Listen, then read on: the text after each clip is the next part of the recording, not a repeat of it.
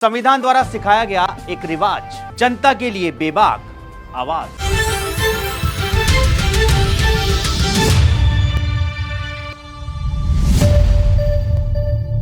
नमस्कार दर्शकों, स्वागत है आपका फोर साइड्स टीवी में। मैं हूं आपके साथ आशुतोष। आज हम आपके लिए 4 बड़े मुद्दे लेकर आए हैं दोस्तों, जिन पर हम आपसे डिस्कस करेंगे, आपको गहराई से बताएंगे उन मुद्दों के बारे में। पहला मुद्दा है बिहार विधानसभा का, जहां राष्ट्रगान के अपमान का मामला सामने आया है। आरोप लगा है, इल्जाम लगा है मुख्यमंत्री, बिहार के मुख्यमंत्री नीतीश कुमार पर, जो कि एक बहुत बड़ा मुद्दा अब उभर के सामने आ रहा है।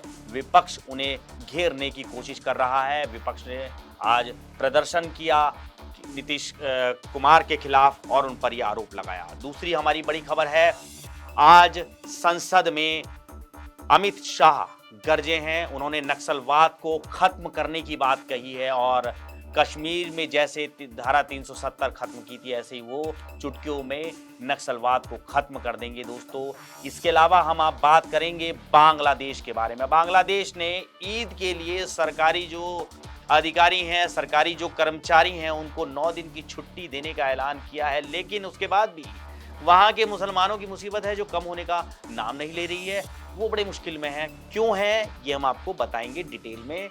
और इसके अलावा बात करेंगे हम जज साहेब यशवंत वर्मा के बारे में हम बात करेंगे, जिनके घर से करोड़ों का कैश बरामद हुआ है। और वास्तव में ये एक जुडिशरी पर ही एक सवाल ये खड़ा हो गया है। आज इन मुद्दों पे दर्शकों हम बात करेंगे।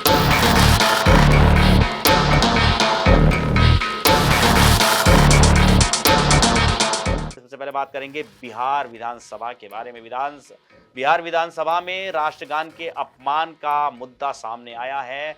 नीतीश कुमार का एक वीडियो जो है वायरल हुआ है, उसमें साफ देखा जा रहा है कि वो राष्ट्रगान में बात करने की कोशिश कर रहे हैं, पत्रकारों को बुला रहे हैं, इधर उधर ऐसे कर रहे हैं, इशारे कर रहे हैं।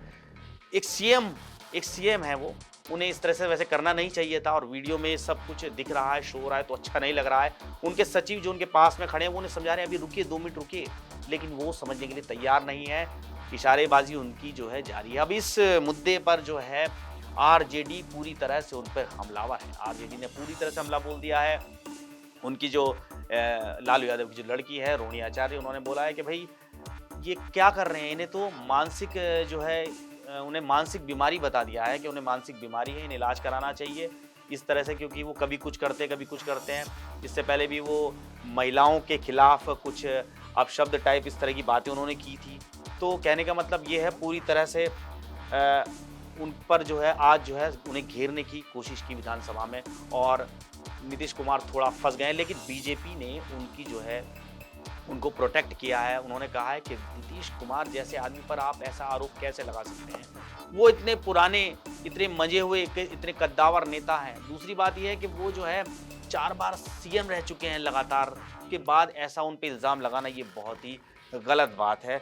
इस तरह से तो उन्होंने उनका बचाव किया है। तो दोस्तों ये तो हो गई नीतीश कुमार की बात। अब अगली बात हम करेंगे अमित शाह के बारे में, जो आज सदन में वो गरजे हैं। भाई साहब क्या गरजे हैं भाई, अच्छा लगा देखकर, उन्हें सुनकर। उन्होंने बताया कि हमारी सरकार जब से आई है कश्मीर में शांति है। धारा 377 लोग कहते थे कि हटेगी नहीं, लेकिन आज धारा 370 कश्मीर से हट चुकी है दोस्तों।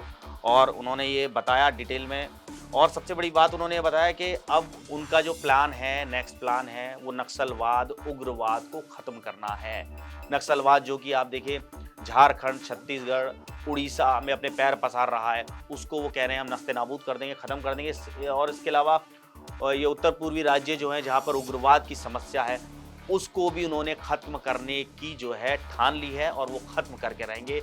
और उन्होंने पुरानी यूपीए सरकार की भी बात की कि उस समय आतंकी हमले होते थे लेकिन कोई रिस्पांस सरकार का नहीं होता था, लेकिन हमारी सरकार ऐसी नहीं है। बीजेपी की जो सरकार है, एनडीए की जो सरकार है, वो आतंकवादियों को जवाब देती है उन्हीं की भाषा में। आज जिस तरह से वो गरजे हैं वो वास्तव में ही सुनने लायक था, देखने लायक था। दर्शकों अब आगे हम बात करेंगे हमारे जो है, पहले तो हमारे दोस्त थे लेकिन अभी हमारे दुश्मन हो गए हैं। कौन है वो? है बांग्लादेश। बांग्लादेश की यूसुफ सरकार, जो इस समय भारत को अपना दुश्मन समझ रही है। वो समझ रही है कि भारत जो है उनका दुश्मन है। तो अब जो है वहाँ की सरकार ने, भई मुस्लिम गवर्नमेंट है वहाँ पर, तो उन्होंने क्या किया है कि ईद के चलते 9 दिन की छुट्टी सरकारी कर्मचारियों को, अधिकारियों को कहा है आपकी मर्ज़ी है, आप मत आइए ऑफ़िस, आप छुट्टी लीजिए आराम से, अपना जो है त्योहार मनाइए। लेकिन उसके बाद भी वहाँ के जो मुस्लिम लोग हैं वो परेशान हैं। क्यों परेशान हैं?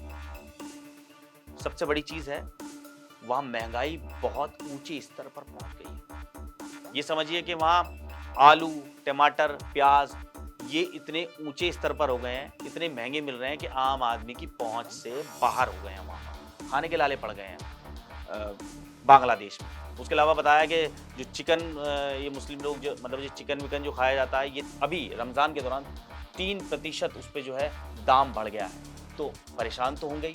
अब ये परेशानी आई क्यों है? ये परेशानी आई है भई, इन्होंने जो भारत से जो है व्यापार जो बंद कर दिया।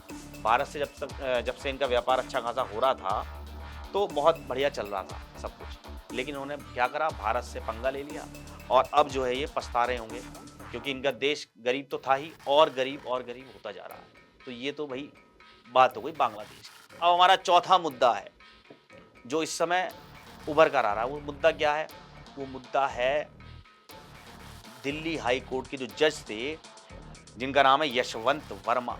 15 करोड़ उनके यहाँ जो है कैश बरामद हुआ है, जो अपने आप में सोचने वाली बात है कि भाई एक जज के यहाँ 15 करोड़, वो भी कैश में।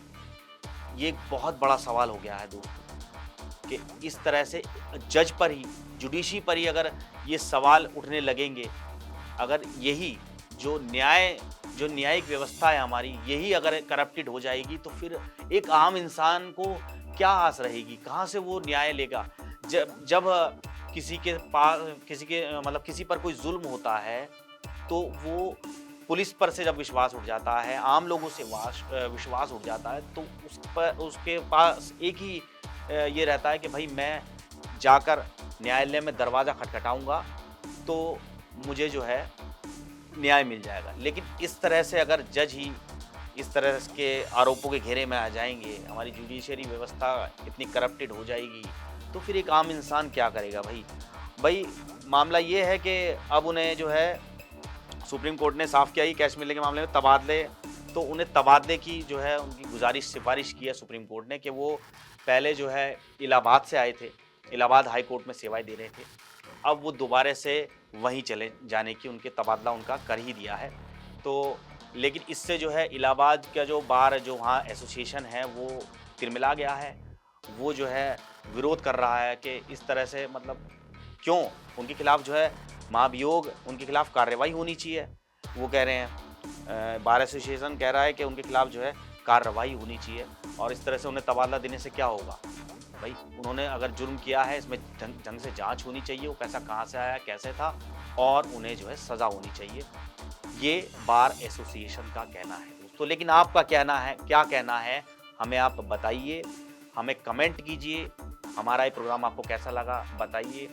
हम आपको जो है आपकी जो कमेंट आएँगे उनसे हम आगे, हमें एक एनर्जी मिलेगी, हमें पॉजिटिविटी मिलेगी, हम ऐसे ही प्रोग्राम आपको देते रहेंगे दोस्तों। तो फिलहाल हमें दीजिए इजाज़त। नमस्कार।